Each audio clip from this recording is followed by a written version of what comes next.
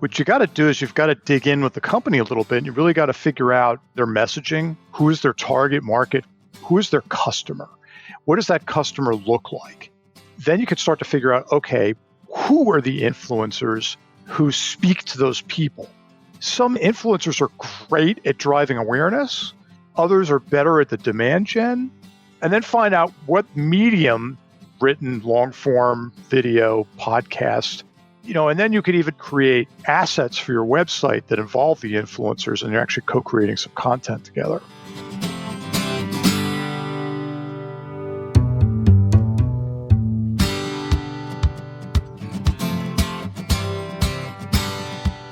Welcome to Sponsored Post Podcast, behind the lens of how influential content is made. I am Justin Moore. I'm the founder and CEO of Trending Family, which is an influencer marketing agency that launches campaigns with family-friendly influencers. Today, I am so excited to be joined by Tom Augenthaler, who is the founder of the InfluenceMarketer.com, a premier resource for corporate marketers, agencies, and business owners to learn and use influencer marketing as a strategy that drives awareness and demand generation. Welcome, Tom. Hey, thank you for having me. It's so great to have you on. So why don't we kick it off? Tell me a little bit about how you first got into B2B influencer marketing. A lot of folks who listen to this podcast tend to be more on the B2C side. So I'm really excited to hear more about your expertise. So break it down for me. How did you get into this? Well, like most of your listeners, I started in the B2C side of things too. I was working at HP, the giant technology company, and I was handling consumer laptops for them in the PR area. So from a PR perspective, I handled everything that had to do with consumer laptops from a worldwide view. So that meant any kind of product announcement or whatever I was involved with. And that's how I got involved with influencers, was because at the time, the economy was really bad. This is around 2008, 2009. The economy was bad. Banks were failing and all that kind of stuff. And many of the publications that we traditionally dealt with were folding up. So we needed to find an additional avenue or another avenue in which to get to our target market. And that ended up being bloggers. Now, at the time, we didn't call them influencers. We just called them bloggers, right? And blogs were on the ascendance. They were really becoming a big thing. People were really paying a lot of attention to them. So I started with consumer bloggers in the technology area. And in 2009, I left HP and I joined a small consultancy called Ivy Worldwide. And I joined them because they were focusing exclusively on influencer marketing. And that at that point, after doing it for a while inside of HP, I figured this is what I really want to do. I don't want to work with journalists anymore and the PR stuff. I want to double down on this. This is a new marketing strategy. It holds a lot of promise. So I wanted to do that. Now, once I jumped over there, we got approached by HP, but from their enterprise division. Now, the enterprise division is unlike the division in which I was working with. I was working what was called at the time the personal systems group. So that was anything having to do with, personal computers, whether it's for a commercial purpose or a consumer purpose, didn't really matter. But the enterprise division is all about enterprise storage, right? It's about servers. It's about, it's about hardware and software and services that are meant for enterprises. So it's a business to business sale or marketing. So I started working with them because they wanted to develop an influencer marketing program for what they were doing. Nobody was doing this at the time that I know of. So we really had to figure out how we were going to do this. And we ended up designing a program and then executing it for them for, I led that from the consulting side for like 6 years. So, if they needed to penetrate a new market, for instance, like if they wanted to get into enterprise networking, how are we going to do that? We had to come up with a strategy and we'd have a plan and identify influencers and, who operated there and, who we could approach. So it was really fun. It was very challenging at times. But I really developed a love for the B2B side of things because it's very strategy driven and it's not going to be just one campaign that makes an impact. It's usually got to be a series of campaigns. So it's more like a program. And that means it's going to have to live a bit longer. So it's maybe 6 months, maybe it's a year. And, because of that, I really could sink my teeth into it. And I really liked the idea of pioneering a new space. So, for those reasons, I just stuck with it. Super interesting. So, one of the interesting things, I think people get hung up on the difference between B2C and B2B quite often because, I mean, at the end of the day, like it's just people working in companies, right? So, it's not that different. And yet, at the same time, I mean, we've clearly seen a explosion in terms of the adoption and just proliferation of B2C influencer marketing campaigns. And yet we haven't seen that same type of explosion with B2B, or maybe we have, maybe it's just on a smaller scale. I mean, what are your thoughts on how B2B influencer marketing has evolved over the years since those early days? Well, it's certainly involved quite a bit. B2B companies are typically a bit quieter about what they do and how they do it.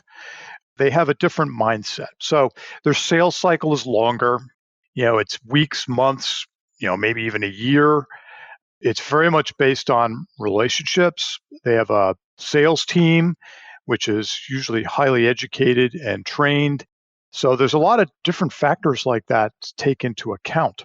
So the influencer marketing perspective is one in which you're trying to figure out how the influencer marketing program or campaign is going to map to that sales funnel, right? So where is it needed within the sales funnels? At the top of the funnel where it's awareness? Is it a little bit further down where you're trying to drive a bit more consideration? Or is it now you're getting down to like, demand generation and, actual leads? So where is it in the funnel that it's needed? And who are the influencers who are best going to be able to help you accomplish that? So it's a little bit more nuanced. It has evolved quite a bit. I mean, there are companies like SAP, for instance, a very good colleague and friend of mine over there, Amisha Gandhi. She pioneered the influencer marketing program at SAP, and she's continuing to do it at SAP Ariba. So, I mean, there are plenty of people out there. Brandy Boatner over at IBM is another one. So there are plenty of companies that are doing it. It's just a bit more, more quiet because when you with B2B, it's about selling to another business. So it's not, we're not talking about shoes or clothing or a hotel stay or something like that. It's just fundamentally different in the kind of products and services that are there. So it's not going to appeal to a consumer, an individual. So it's very much selling to another business. So, I mean, walk me through how a typical B2B campaign works and kind of what the similarities are for B2C. So, let's say I'm SAP or HP or an enterprise company, and they come to you and say, we want to get more interest in this new software platform that we've created amongst this set of enterprise customers. Like, how do you approach a client who comes to you like that? Yeah, that's a great question. Well, first of all, what you got to do is you've got to dig in with the company a little bit. And you really got to figure out their messaging. Who is their target market? Typically, these companies are pretty sophisticated in terms of knowing who their target market is. So, who is their customer? What does that customer look like, right? Is it men and women in their mid 30s to mid 40s range, director level, maybe vice president level? Or is your product or service appealing more to the C suite? Right? CIOs, CFOs, whatever. So you've got to know that right off the bat. You've got to know how it's messaged. And you've got to understand, okay, once you have that information and that's baked, as they say in the business, right? Once that stuff is baked, then you can start to figure out, okay, who are the influencers who speak to those people? And that's the first thing I would tell them to do is, you've got to make sure that you understand what your objective is. It's to reach those people and it's to, drive awareness or consideration or what have you, right? Know that right off the bat. But then you're going to really work to identify the influencers who speak to those people. It's just like B2C in a sense, right? I mean, it's the same thing. It's just that you've really got to think about who do those influencers speak to and how much does their message resonate. And like B2C, some influencers are great at driving awareness. Others are better at the demand gen. Some are sort of in between. Some like to write content. Some like to write blog posts and articles and things like that. Others are really comfortable doing video. Still others love to do podcasts like this one, right? And then find out what medium, it's usually a blend of mediums. So it's usually written, long form, video, podcast, things like that. So, and then you could even get more creative if you've got the budget and you can actually create assets for your website that involve the influencers, and you're actually co-creating some content together. Interesting. So you talked about how the sales cycle can be quite a bit longer for some of these types of clients. And I would imagine that the products that they're selling oftentimes may have a longer sales cycle also. So like with a B2C campaign, maybe you have an influencer who has a promo code or discount code or something. And so there can be a little bit of traceability on the lower end of the funnel to understand what the ROI was of working with those types of influencers. How do B2B clients track the success of these types of campaigns? And like, what are the KPIs that they're asking you to achieve? Well, again, it depends on the goal, right? So if it's about driving awareness, it's going to be all those typical KPIs that pretty much a consumer brand would look at, right? So you're going to include the social media aspect in that as well. Here's something that might sound strange, but maybe it doesn't at the same time. Executives, I don't care whether they're in a consumer company or in a B2B company, they all look at big numbers, right? They all look at the top line numbers. They want to see, oh my gosh, this influencer has 30,000 followers on Twitter. That's great, right? I mean, they rarely do they ask, rarely are they asking, well, what percentage of that audience is really active, right? And what percent of the audience is really, the people that we want to reach? It's look at those big numbers, right? But some of that matters, right? I mean, if you're driving awareness, really, you do want to work with some influencers that have, some quote unquote big reach. You want to make sure that their message is resonating too, that as well. But it's usually a blend of influencers. So some of them have much smaller audiences. In this case, a consumer person would consider them micro influencers, right? Or even nano influencers. But those influencers with the smaller audiences on the B2B side might have very, very, very targeted audiences. Like, for instance, there's a fellow named Philip Idison I work with. He's a podcaster, right? He podcasts about procurement. So his podcast is called The Art of Procurement. Guess what?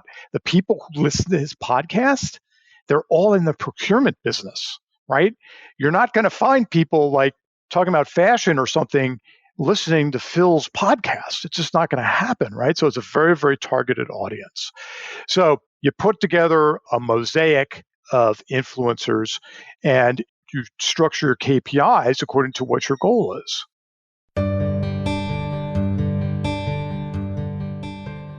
You mentioned in previous conversations about how a lot of B2B campaigns seem to be about driving event attendance, whether it's like Dreamforce or something with Salesforce. Right. Which seems to be kind of a pretty low funnel KPI, in terms of driving ticket sales, right? And so I think that in general, that seems to be kind of an elusive component to a lot of B2C campaigns still. There's promo codes and stuff, but like I think brands still are struggling with like just overall attribution and overall ROI and things like that. And so with that being such a heavy component for B2B campaigns, do you have like a toolkit or a framework that you use to try to generate excitement around events? Yeah, I mean, that's going to be partially the influencer and it's partially the brand. So the brand, typically, if you're going to ask influencers to help you with an event, you've got to give them the tools in which to do so. So, those are usually, developing some kind of social card, right? And the social card will have the influencer highlighted on it, with some of their contact information. It'll be branded by the company. And, the influencer can then use that to promote the event. Now, in my experience, it's difficult to get influencers to really drive demand for an event or actual registrations to an event. It's kind of difficult to do it. It can be done, but it's difficult. And it puts a lot of pressure on them because the B2B audience isn't necessarily looking to them for that.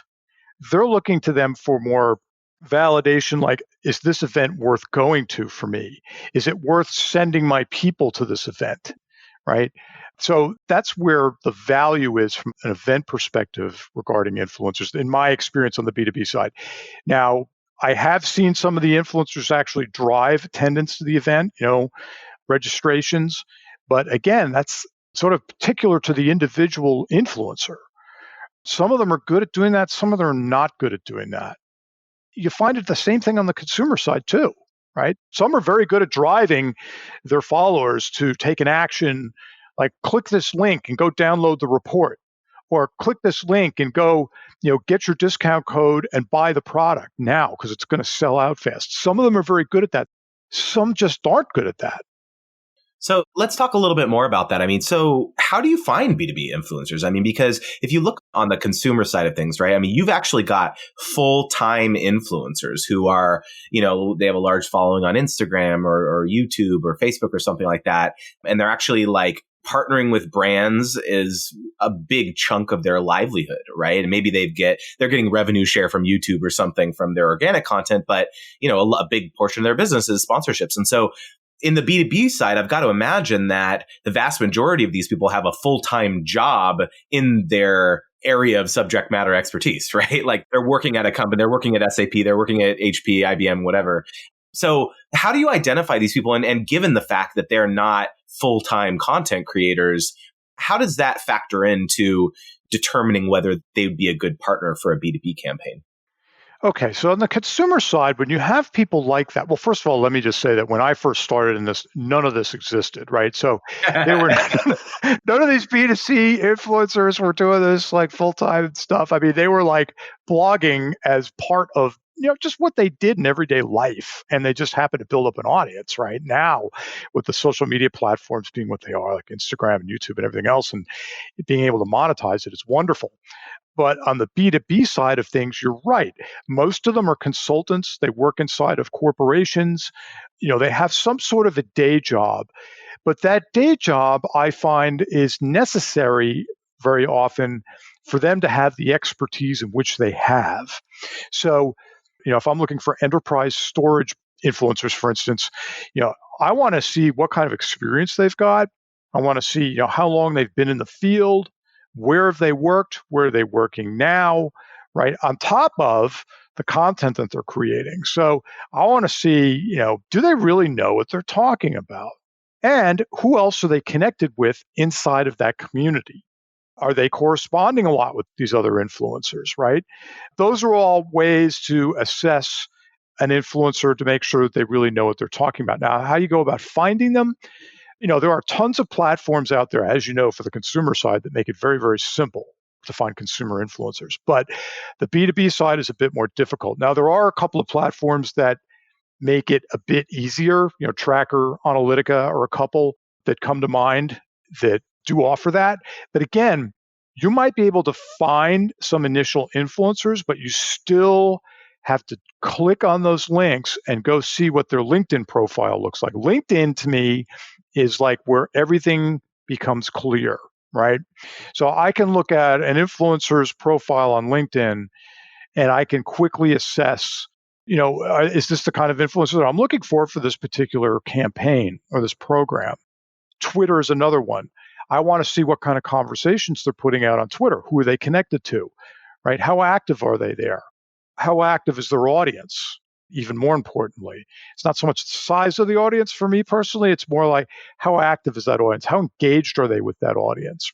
So sometimes it's better to get an influencer who has 25,000 followers on Twitter, but highly engaged with them rather than somebody who's got 150,000 followers on Twitter and you don't see a lot of resonance there. So you could start with some of the platforms like I mentioned, and I named a couple because I have some direct experience with those folks and I like each of them. Each of them has their, real strong points. But at the end of the day, you still got to go and you still got to look at LinkedIn, Twitter, and wherever else they're present to see what they're doing, how they're doing it, who they work with, who they've worked with in the past, who they're connected to.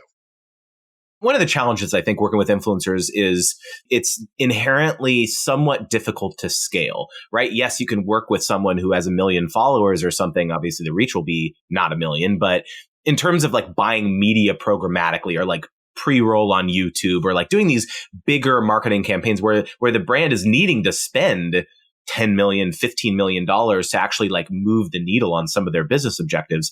How can you do that in a B2B campaign where the influencers tend to be a lot smaller? Remember, your audience is smaller. So on the consumer side of things, yeah, you might need to spend $10 million with thousands of influencers even. I mean, I think the brand L'Oreal, right, has publicly said that they work with up to 20,000 influencers worldwide. How the hell do you do that? Well, I'll tell you how that's done. It's done through tools. It's done through an internal team, and that internal team has a worldwide component, and they have a regional component, and it drills down further into the country component. Okay. And then you've got processes, and then they use agencies, right? So it's really not too different, man, from, how does a company that size handle PR? Well, you can't have a small PR team housed, in Birmingham, Alabama, let's say, for instance, like that's composed of 3 to 5 people, handle worldwide PR for a company like that. It just can't happen. So you've got to have an internal team, worldwide component, regional components radiating out from there, country components. You have to have agencies. Agencies are helping the countries, the regions. So that's how it's all scaled. Okay. Now, from the B2B side of things, remember the audience is smaller. So let's say I'm Caterpillar tractors. I'm just pulling this out of thin air. Okay. Caterpillar tractors. Nobody on earth buys an excavator that's worth, like, I don't know, what are they, $750,000, $800,000, maybe more than that, right? Nobody buys an excavator based on an Instagram story and a few posts and some fancy photographs of it digging dirt. Nobody on earth does that, right? Because it's a business. And the business that buys excavators from Caterpillar has got a budget, they've got depreciation on existing assets. And when they need to replace, they have it timed. They know. They know statistically when they have to replace those things, and they have relationships with Komatsu, with Caterpillar, with whatever, right? They have those salespeople that they deal with. So I would find influencers who understood all of that, who understood that equipment. I would work to get my message out through those influencers who then spoke to that audience. Now, that audience is very small. So again, I don't need to scale this thing to the point of having hundreds of influencers, right? If I'm an XYZ company and even a worldwide software company, right? I probably get away with 20 influencers, 25 influencers, 30 influencers. I could scale it out into the regions too. If Singapore, for instance, I need to find a few influencers in Singapore, I can find them. If I need some in Dubai, I can do that. Japan, I can find them there too. It's more difficult in Japan, but I can find them in Japan. It doesn't matter. So that's how you scale it. The scale isn't the magnitude that you're envisioning with the consumer. It's much more contained. So you mentioned, kind of facetiously, like one Instagram post and a couple stories is not going to sell an excavator. And I totally agree. So you also mentioned that every industry influencer has a different type of medium that they're most comfortable with, whether it's written word or videos or visually. Given that creating content isn't really their full-time gig, I mean, is it very different? Let's say you work with SAP and they want to work with 20 people. Does SAP get very intent on like, okay, well, we really want 10 videos or something? Or is it much more like we want to engage the 20 best people to help move the needle for us? Or do they get fixated on the media?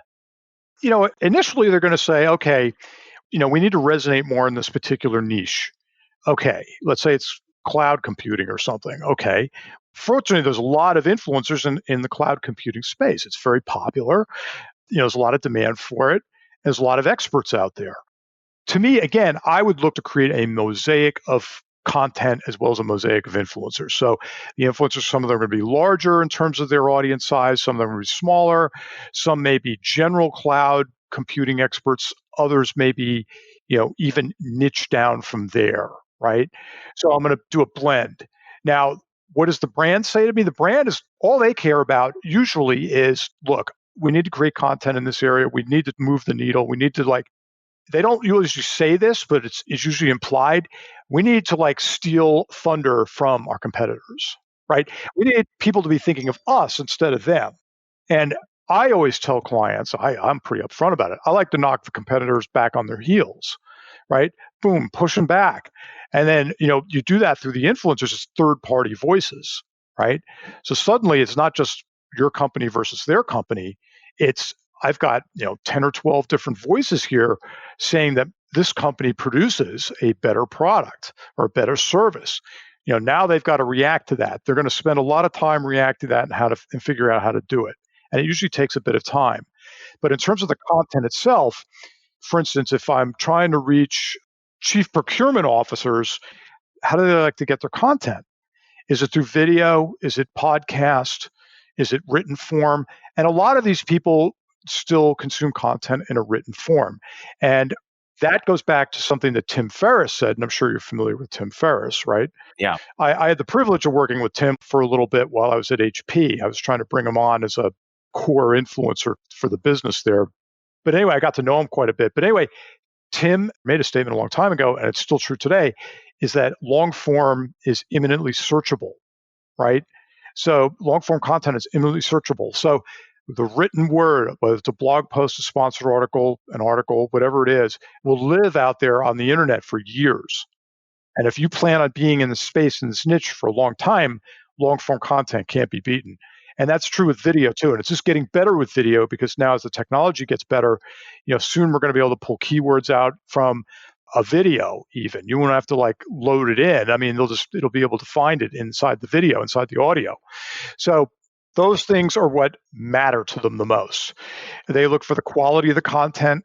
They want to make sure that it's intelligently conveyed, that the person really knows something about this space. That comes through in the assessment portion. That's where someone like me comes in very handy in that I can help the client figure out, which influencers are the ones that you should really be working with. So are these influencers, these kind of industry experts ever resistant to partnering with a brand for fear of appearing like they kind of sold out to their peers or something like that? Yeah, sometimes. As you stated at the beginning of this conversation, we're dealing with people, right? We're not dealing with media entities. So they're going to have different perspectives on what's best for their personal brand. Now, sometimes I've had some influencers tell me, I don't want to work with any brands right now. I'm doing this instead. I'm hunkered down on a project. Okay, fine. Or once we get a relationship going, it's usually me and the brand saying, well, maybe we need to back off on this influencer for a little bit. We've worked with them a lot in the past 3, 6, 9 months. Maybe it's time to like bring in somebody else, some fresh blood, right? We don't want to overdo it with the influencer, and we certainly don't want to undermine their credibility with their audience, right? But very often the influencers are pretty cognizant of that. I'll tell you, they are. They know that, it's not good to be, unless you're a brand ambassador and you're actively saying, I am a brand ambassador, you need to be talking to other brands. And I encourage the influencers I work with to go do that. Go talk to the other brands, do stuff with them, because actually that gives them more credibility when they're talking to more brands. When I was doing a lot of work with HP, if they went and did some work with Dell, or they went and did some work with IBM, or they were, doing some other things, as long as it wasn't a direct competition with the particular product or area in which I was servicing, go do it. Because actually it expands their horizon a little bit, and it creates demand for them when they do that. If they're seen with just working with one or two brands, it seems very narrow. But if there are a number of brands they've worked with, and if it's just going to an event, right? Cover the event for the brand or get invited to their event. That maybe it's a Dell event or a Siemens event or whatever it happens to be. They go to the event, they cover the event, they write about it a bit. And that's good. That's good. I want the influencers to be doing that from my perspective. I want to see them expanding their footprint. Is the contractual relationship similar to B2C where there's actually compensation being exchanged, or is it unpaid, or like how does that typically work? I got to imagine that some influencers are maybe barred from accepting payment given their current employer or something like that, right? Exactly. That's a great point. Some of them are. Some of them cannot accept any travel, hotel. They can't accept any kind of direct compensation in terms of payment. But the way that you're going to find those influencers and attract them to, whether it's an event or some kind of a creating an asset together or whatever you're doing, they're usually a partner company. So if it's like Deloitte, for instance, Deloitte works with lots of different companies, right? So maybe your client or your company is a partner with Deloitte, and you've got a Deloitte as an influencer over there in cloud or fintech or something like that you'd like to work with. Well, since there's a partnership there already, you can probably leverage that. So that's one way to do it. Now, there are influencers on the B2B side that they want to be paid for everything, man. It's like pay to play, right? It's like, Mhm. I ain't coming to your event unless I get XYZ, right? Brown M&Ms in the green room, right? Right. I want all the green M&Ms taken out of the bowl, right? So you do get a little bit of that. It's not, I wouldn't say that it's overly prevalent yet. Most of them are pretty flexible. I say this to everybody, Justin. I do not advocate bringing up money at the beginning of a conversation with any influencer you're just getting introduced to. It's not a smart way to start the conversation. I like to start the conversation with, hey, you are an expert in this field. I've checked you out. I just want you to know that. I think it's great. I'd like to chat with you a little bit. Let's get to know each other a little bit. I like to know, what are you comfortable doing? What are you comfortable not doing? And they'll tell me, oh, I like to do video. I'll do video interviews, or I like to be a part of panels, panel discussions, or I'll moderate panels, or I like to keynote if I can, whatever it happens to be. I have to figure out what they like to do, and then I'll ask them, well, what does it usually take to entice you to an event like this? And some of them, if they're new to working with that particular brand or my brand, they might say, I might say, just as long as travel and hotels covered for now, that's fine. I don't need any payment of, I don't need any other compensation than that. Other ones will still say, well, my time is being used here, so I would appreciate some kind of compensation. Then we come into an arrangement, right? And we usually work out, in the contract or the SOW, the statement of work, we'll work out what's expected from both sides, right? So, we're going to fly you to the event. We're going to put you up in the hotel. There's a couple of good meals involved. We're going to pay X, Y, and Z on top of that. In exchange for that, you're going to write 2 or 3 blog posts. You'll do some video interviews with us. Maybe you'll be on a podcast that we arranged as a guest or something. Things like that. So it can get rather detailed, but it doesn't always. Super interesting. So, kind of to wrap it up here, I'm curious, what do you think is next for the future of B2B influencer marketing? Do you think it's going to continue to grow? And do you think it will always kind of stay in the shadow of B2C influencer marketing? Or what are your thoughts on this year and beyond? Well, B2B is always going to be kind of like in the shadow to the consumer stuff, right? You look at the Super Bowl ads, right? All that stuff gets lots of play and attention, and rightly so. So B2B will always be a bit quieter, but it's growing. More and more companies are getting curious about it. Some of them are very stumped about, well, how do you begin? How do you figure out what influencers are the right ones to work with?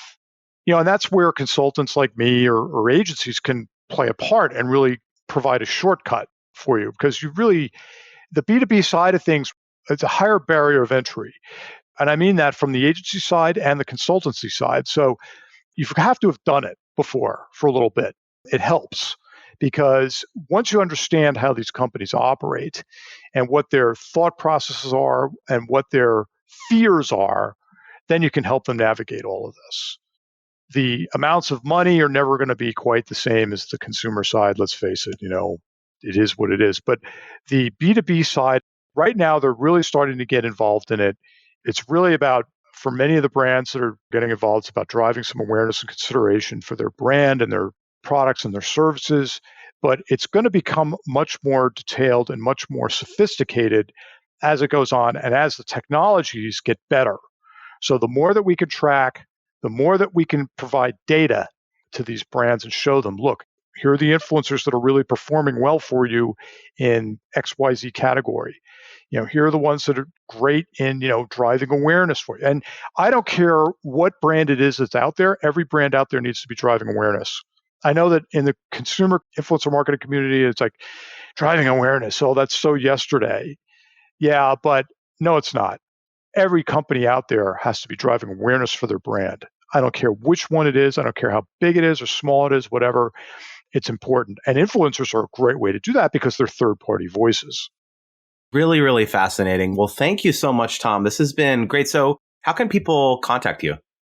Well, the best way to contact me is through my website, theinfluencemarketer.com. And I've got a number of resources there. Please excuse the current look. Some of the pages are being revamped. So that's happening. But then connect with me on LinkedIn. I publish a video series on LinkedIn. It's called Influence Unpacked. I put out a video every week. and they're very short. They're 5 minutes or less, and I try to give some real valuable insights to people through those videos, through that series. And then on Twitter, and you can find me on Twitter, T Augenthaler. T is in Tom, last name Augenthaler. Boom, you found me. Awesome. Well, thank you so much again. You've just listened to the Sponsored Post podcast with your host, Justin Moore. You can subscribe to hear more great interviews and episodes via Apple and Google Podcasts, Stitcher, or wherever you get your podcasts. For more information on Trending Family, you can visit trendingfamily.com. See you next time.